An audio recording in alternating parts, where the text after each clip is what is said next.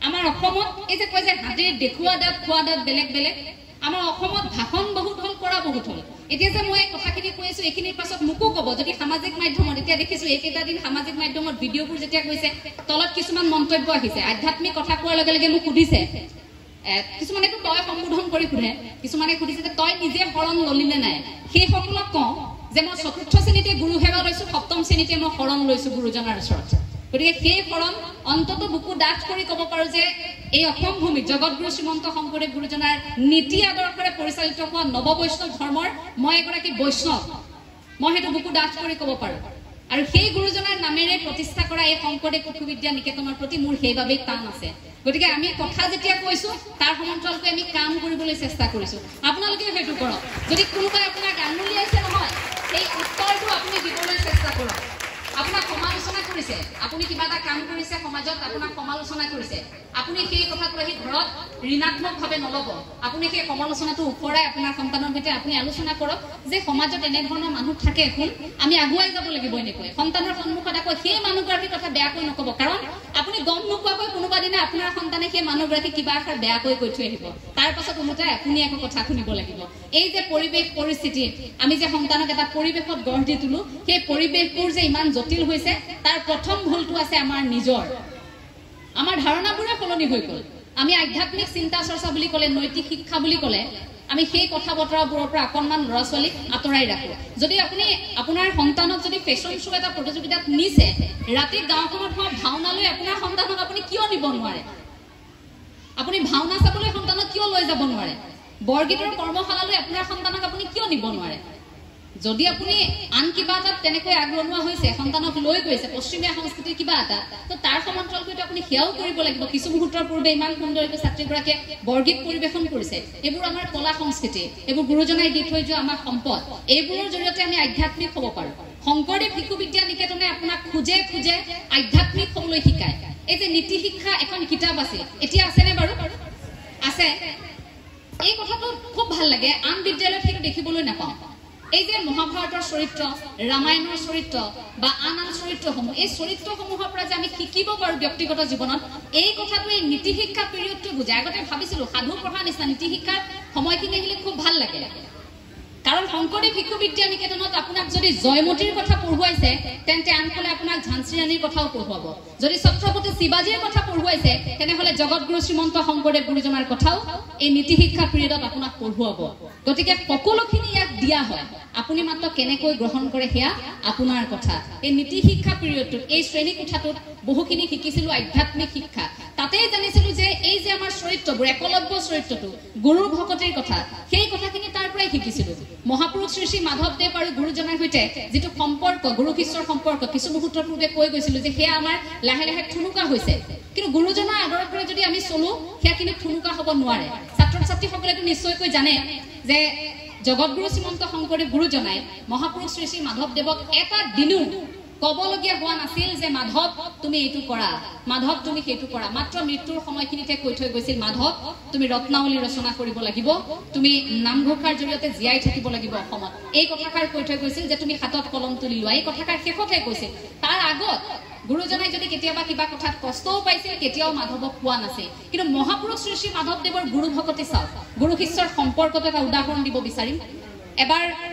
গুৰুজনাই আপোনালোক সকলোৱে জানে প্ৰায় সংখ্যকে জানে মই ছাত্ৰ ছাত্ৰীসকলক উদ্দেশ্যি ক'ব বিচাৰিম যে গুৰুজনাৰ পিন্ধিবলৈ কাপোৰ নাই আগদিনা কাপোৰ গোটেই তিতিল বতৰ আছিল ডাৱৰীয়া এই গুৰুজনাৰ পিন্ধিবলৈ কাপোৰ নাই তেতিয়া কি কৰিব কথাষাৰ কিন্তু মাধৱে গম পাইছে মহাপুৰুষ শ্ৰী শ্ৰী মাধৱদেৱে কথাষাৰ গম পাইছে যে গুৰুৰ কাইলৈ স্নান কৰি পিন্ধিবলৈ কাপোৰ নাই কি কৰিব এতিয়া সেই কাপোৰযোৰ কি কৰিছিল নিশাৰ ভাগতে গণকুচিলৈ গৈ মৌ দাহৰ কামোৰ খাই নিশাৰ ভিতৰতে কাপোৰ এখাজ চিলুৱাই আনি পিছদিনা গুৰুৰ ওচৰত ৰাখিছিল তেতিয়া গুৰুৰ চকু পানী ওলাইছিল যে মাধৱ মইতো তোমাক কোৱাই নাছিলো তুমি নোকোৱাকৈ ইমানখিনি অনুভৱ কৰিব পাৰিলা সেই অন্তৰত যে গুৰুজনৰ লাগিছিল সেই আশীৰ্বাদ হৈ ৰৈছিল গুৰুজনাই স্নানাগাৰলৈ যোৱা সময়খিনিত এডাল গছে খুব আমনি কৰে হাউলি থাকে সদায় গুৰুজনা হাউলি হাউলি তালৈ যাব লগা হয় তেতিয়া মাধৱে দেখিলে গুৰুজনাই অসুবিধা পাইছে অকণমান ক'বলৈ বেয়া পালে নক'লে নোকোৱাকৈ কি কৰিলে মনে মনে সেই ডালটো কাটি খুব ধুনীয়াকৈ গুৰুজনাক যোৱা ঠাইত যাতে কোনো ধৰণৰ অসুবিধা নহয় তেনেকৈ সাজু কৰি ৰাখিছিল সেয়া আছিল গুৰু ভকতি পিছদিনা যেতিয়া মহাপুৰুষ শ্ৰী শ্ৰী শংকৰদেৱে যেতিয়া দেখিছে গছৰ ডালটো দেখোন নাই তেতিয়া গম পাইছে যে এই কামটো মাধৱেই কৰিছে মাতি আনি সুধিছিল মাধৱ তুমি কৰিছা বোলে হয় গুৰুদেৱ মই কৰিছিল কাৰণ আপুনি অসুবিধা পাইছিল এই গুৰু শিষ্যৰ সম্পৰ্ক তেনেকুৱা আপুনি নোপোৱাকৈ বুজিব লাগিব মই এটা কথা এইখিনিতে ক'ব বিচাৰিম শিক্ষকসকলক সমালোচনা বুলি নহয় এই কথাষাৰ অকণমান মোৰ ব্যক্তিগত জীৱনত মই শিক্ষকৰ পৰা পোৱা কিছুমান দুখ আছে যিবোৰ দুখ সদায় বুকুত লৈ ঘূৰিলো কোনোদিন কেতিয়াও কোনো শিক্ষাগুৰুক নকলো কাৰণ তেওঁলোক আমাৰ চিৰনমস্য এটা কথা মন কৰিব শিশুৰ মনস্তত্বৰ কথা যদি আমি কৈছো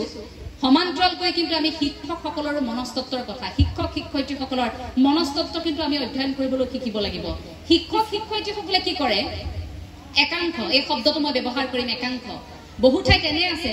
যে 90% পোৱা ছাত্ৰ ছাত্ৰীগৰাকী তেওঁলোকৰ বাবে খুব প্ৰিয় কিন্তু 30% পোৱা ছাত্ৰ ছাত্ৰীগৰাকী তেওঁলোকৰ বাবে প্ৰিয় নহয় এনেকুৱা কিন্তু শিক্ষক শিক্ষয়িত্ৰী আছে টিউশন লব বিচাৰে বাৰে বাৰে গৈ সেই সুকা ছাত্ৰ ছাত্ৰীগৰাকীৰ পিতৃ মাতৃক কয় মই টিউশন কৰিম আপোনালোকৰ ছাত্ৰীগৰাকীক আপোনাৰ ছাত্ৰগৰাকীক টিউশন কৰিম আপোনালোকে লৈ আহিবচোন এই ধৰণে টিউশনৰ বাবে বিচাৰি ফুৰে কয় কিন্তু সেইগৰাকী শিক্ষক শিক্ষয়িত্ৰীয়ে কিয় ক'ব নোৱাৰে যে 30% পোৱা এই ছাত্ৰগৰাকী মোৰ ওচৰলৈ আহক মই তেওঁক 90% পোৱাই দিম কিয় ক'ব নোৱাৰে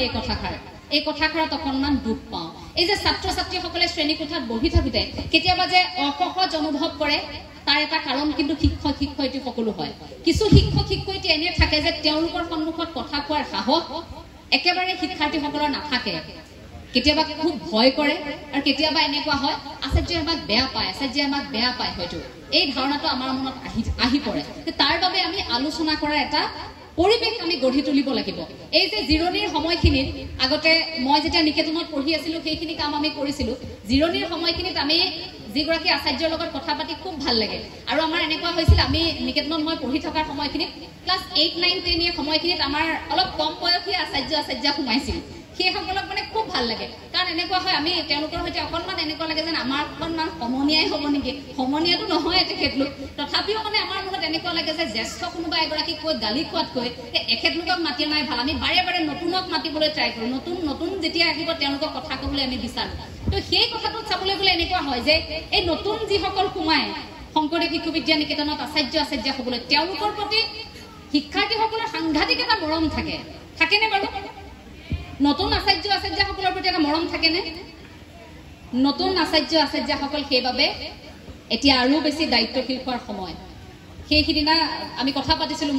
মই যিখন বিদ্যালয়ত পঢ়ি আহিছিলো বিদ্যালয়ৰ আচাৰ্যৰ সৈতে কৈছিল যে প্ৰায় নতুনকৈ 2000 গৰাকী প্ৰশিক্ষণ গ্ৰহণ কৰিছে আমাৰ সেইখন বিদ্যালয়টো সেইখন নিকেতনতো বহু কেইগৰাকী আচাৰ্য নতুনকৈ সোমাইছে আমাৰ দাদাৰ সৈতে পঢ়া মোৰ সৈতে পঢ়া বহু বন্ধু বান্ধৱী এতিয়া কেইটামান দিন শংকৰদেৱ শিশু বিদ্যা নিকেতনৰ সেই পৰিৱেশটোৰ আমেজ ল'বলৈ আকৌ এবাৰ উভতি গৈছে এটা কথা ভাবি চাওকচোন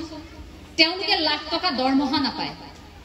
60-70 টকাৰ দৰমহা তেওঁলোকে BMW লৈ নাহে 5 ষ্টাৰ হোটেলত তেওঁলোকে খানা নাখায় তেওঁলোকৰ জীৱনশৈলীটো আপোনালোকে চাব খুব সাধাৰণ প্ৰতিগৰাকী আচাৰ্যাৰ আপোনাৰ দেখিলেই মোৰ দুখ খাই যাব সেইসকল আচাৰ্যে খুব ন্যূনতম এটা প্ৰাপ্য লৈ একেবাৰে যিটো নহ'লেই নহয় তেনে এটা প্ৰাপ্য লৈ আপোনালোকৰ সন্তানক জীৱন গঢ়াৰ বাবে সেইসকল ছাত্ৰ ছাত্ৰীক জীৱন গঢ়াৰ বাবে সেইসকল আচাৰ্যাই অহোপুৰুষাৰ্থত ত্যাগ কৰিছে